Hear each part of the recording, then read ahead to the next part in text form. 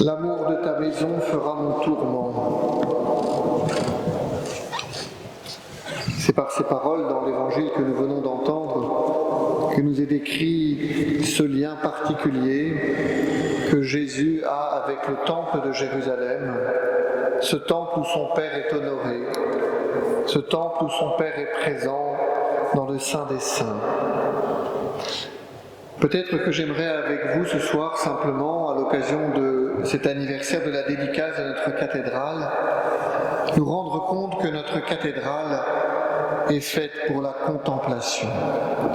Et pour cela, de mesurer que cette cathédrale est une maison, un sanctuaire, un corps vivant. Une maison, un sanctuaire, un corps vivant.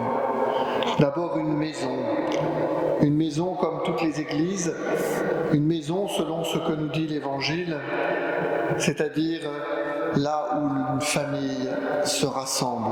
C'est en effet le terme ici qui est utilisé lorsque Jésus parle de la maison de son Père, pour une famille, pour un foyer.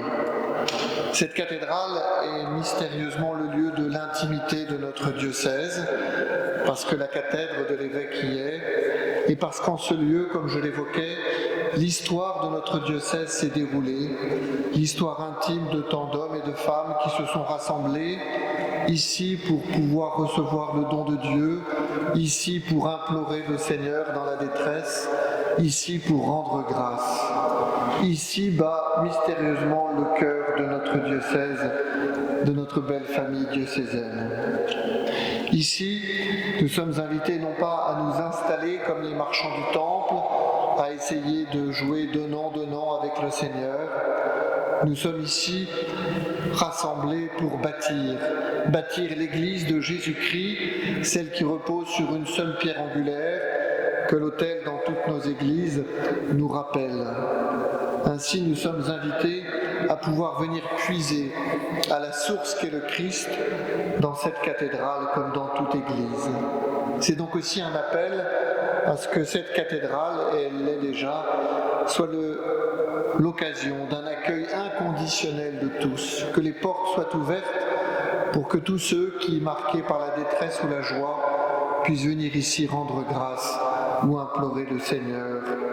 Alors, comme dans toute famille, prions pour ceux qui ne sont pas encore venus, prions pour ceux qui sont au loin.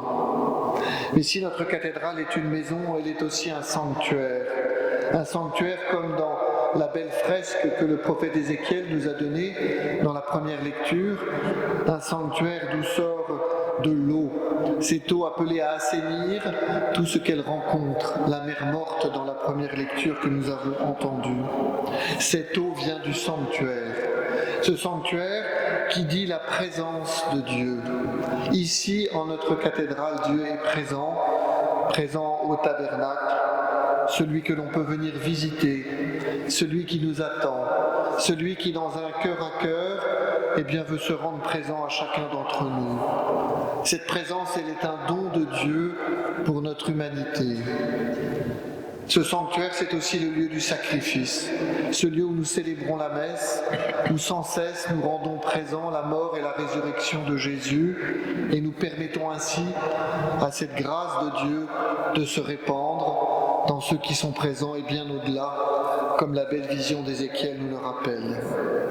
L'autel, le tabernacle, qui sont dans notre sanctuaire, ce lieu où nous pouvons rencontrer notre Sauveur Jésus-Christ. Peut-être qu'il nous est bon de retrouver cette habitude de la visite au Saint-Sacrement. Lorsque nous passons devant une église, lorsque nous passons devant cette cathédrale, d'entrer humblement, de génuflecter pour saluer le Seigneur, peut-être même de se poser quelques instants, puis de repartir. Que ce sanctuaire soit un lieu pour tous. Enfin, notre cathédrale est un corps vivant à l'image de l'Église. Nous sommes ces pierres vivantes qui entrons dans la construction de cette demeure spirituelle qu'est l'Église. Ainsi, notre cathédrale est l'image de l'Église. L'Église du diocèse de Laval, cette Église de Laval que nous sommes appelés à construire. Une Église qui a une âme, comme je l'évoquais, une Église qui est d'abord une demeure spirituelle, Et je l'espère et je le crois, notre cathédrale élève l'âme. Lorsque nous entrons, eh bien nous savons qu'ici, autre chose se joue qu'à l'extérieur, et nous pouvons goûter l'élévation de l'âme. Mais cette élévation n'est pas pour nous-mêmes, cette élévation elle est pour le monde, ceux que nous serons appelés ensuite à rencontrer après avoir pénétré ici, comme nous l'avons entendu dans la belle fresque d'Ézéchiel, l'eau qui sort du sanctuaire va donner vie et va permettre le foisonnement de tant et de tant de plantes. Alors, eh bien nous aussi, venus dans cette cathédrale ce soir, nous sommes venus pour